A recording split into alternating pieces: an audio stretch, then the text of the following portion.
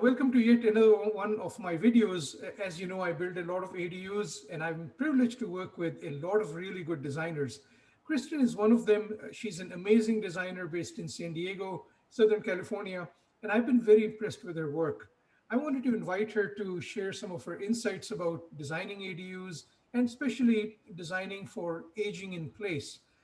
Kristen is the founder of Krystin Krebs Interiors, and I certainly will share the URL of her company in the notes on YouTube.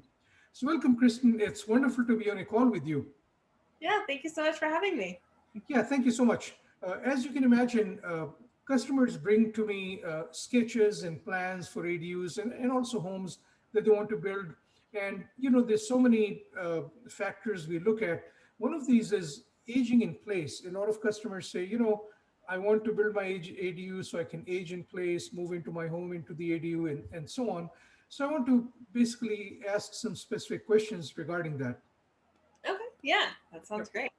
And before I do, in general, do you see that as a big thing? Do you have a lot of customers coming to you and asking you about designs for aging in place?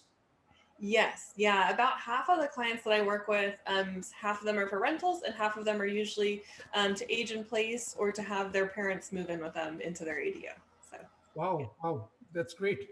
And as a builder, when we work with designers, they specify window sizes, they specify door sizes. We look at egress window requirements for bedrooms. We look at entry doors, we look at sliding doors. So the size of windows and doors is really important. And in some cases, we have to be compliant with code. So in some cases, the size of doors cannot change or size of windows cannot change. So with that, Kristen, how do you look at door sizes when you look at aging in place? Well, yeah, I mean, definitely when you're aging in place, you want to consider the possibility that you may be in a wheelchair one day. It's nothing we really all want to think about, but sometimes it does happen. And so we want to make sure that all the doorways are wide enough that the wheelchair will be able to roll right through that very easily. You want to make sure there's enough space not only for the wheelchair but for your hands to be able to grasp the wheels as you roll in and out. And then of course, what is also tied in with doors is door jambs, right where the floor meets one another.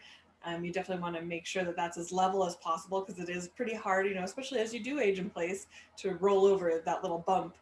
Or even if you have a walker and you've got a hard time walking, you want to make sure that there's nothing in your way in your doorways. So. Absolutely. And just to give our viewers some more specifics, if somebody's thinking of a walker, would you specify doors as narrow as 24-inch doors, or do you still recommend 36-inch doors? I mean, if you are planning on aging in place or building a unit for someone else to age in place, I would always go bigger just in case, because you just never know what can happen. You could even fall down, and let's say you do use a walker, and all of a sudden you need a wheelchair. And if you have a 24-inch door, all of a sudden your wheelchair doesn't fit through that doorway anymore. And Exactly. I've actually had a client who had to sleep in their living room because their doorway wasn't wide enough to get to their bedroom because they were in a wheelchair temporarily. But it is challenging, and then of course that then makes your sleep really uncomfortable as well because you can't sleep in a bed because you can't get to your. Absolutely. We make the same recommendation. A lot of times people want a 36-inch door as the entry door in front, but they want narrower doors inside. And we recommend against that if they're thinking of aging in place. Yes, yes. Yeah, something related to this is the bathroom design. Somebody comes into a bathroom and they need to use the vanity, they may need to use the shower, they have to use the toilet as well. And if you have to think of how somebody is on a wheelchair and how they'll access all these elements in the bathroom, that gets really tricky. So how do you set up these elements in a bathroom? Well, you definitely want to follow ADA guidelines. So that means that you would have 5 feet of a circular space to be able to turn around when you're in a wheelchair. But you definitely want to make sure that your countertops are at what's considered ADA height. You want to make sure your doors are fairly easy to open. Maybe even adding grab bars next to your toilet, inside your shower, anywhere where you're going to need to be able to move out of your chair. Those are all definitely things to consider, especially in a bathroom design, because bathrooms are the areas that most people tend to injure themselves the most, obviously with slippery floors and things like that. So. Absolutely. Yeah, on that note, what we do that's somewhat special for aging in place and showers is We put in handlebars so people can enter showers easily and safely. We keep the thresholds low so they don't trip over the thresholds. We also like to put benches in showers, and we'll share pictures, of course, so people can sit comfortably in a bench within the shower that's waterproofed, that's sealed, and then we can put places where they can, niches where they can access shampoo bottles and things without getting up. Those are some of the things we do as well. Yeah, yeah, those are all really great points too, especially in a bathroom. I would even consider a wand for your shower instead of a shower head or in addition to your shower head.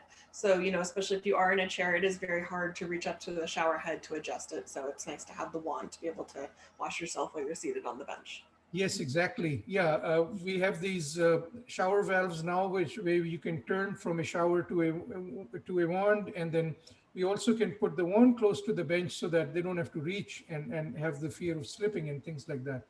Yeah, yeah. Yeah, that's wonderful. And then similarly, as we have handrails into patios outside or some steps outside the ADU, if the ADU is somewhat raised, we're also very careful in terms of access. And sometimes we design it so that if we have to change it into a ramp later on for a wheelchair, that also becomes easier. Do you come across the same requirement as well? Yes, yeah. I mean, I would always suggest that people consider the fact that you may age in place, or you may not know who's going to be moving into your unit. So you definitely want to accommodate as many people as possible if you are going to be doing a rental, or if you are going to be doing an age in place, or having a unit for your relative who may be a little bit older. So I would always opt for ADA compliant, or just consider these different things for whoever the tenant is going to be. I would definitely go with a tub option instead of a shower, unless of course your shower is big enough you can roll in on a wheelchair or something like that. So, Absolutely. And as you know, we've also seen tubs where you can basically roll into a tub and close the door behind you. That also seems to work quite well.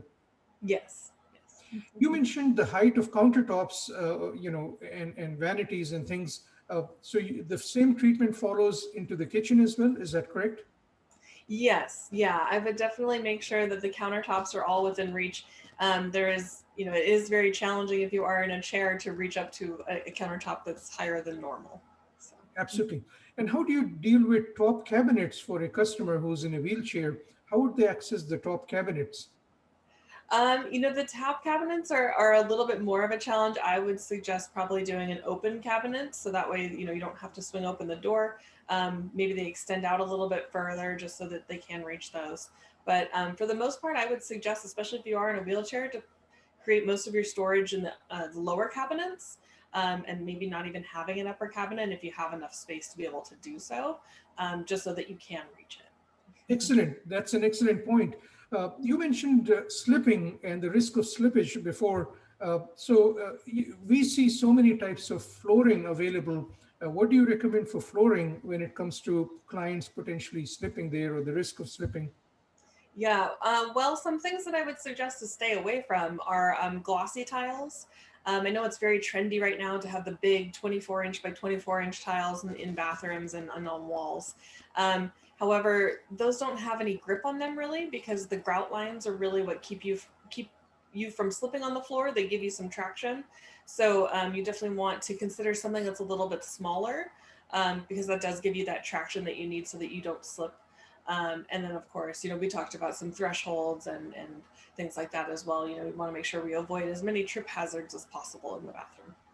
Absolutely. Excellent point. And for the rest of the ADU, do you recommend vinyl floors? Because we see a lot of them these days, or vinyl mixed into engineered wood.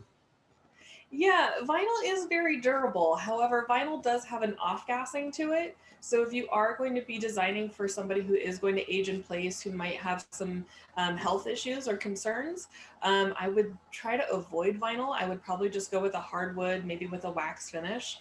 That avoids any stains, because stains often have a lot of off-gassing as well for woods.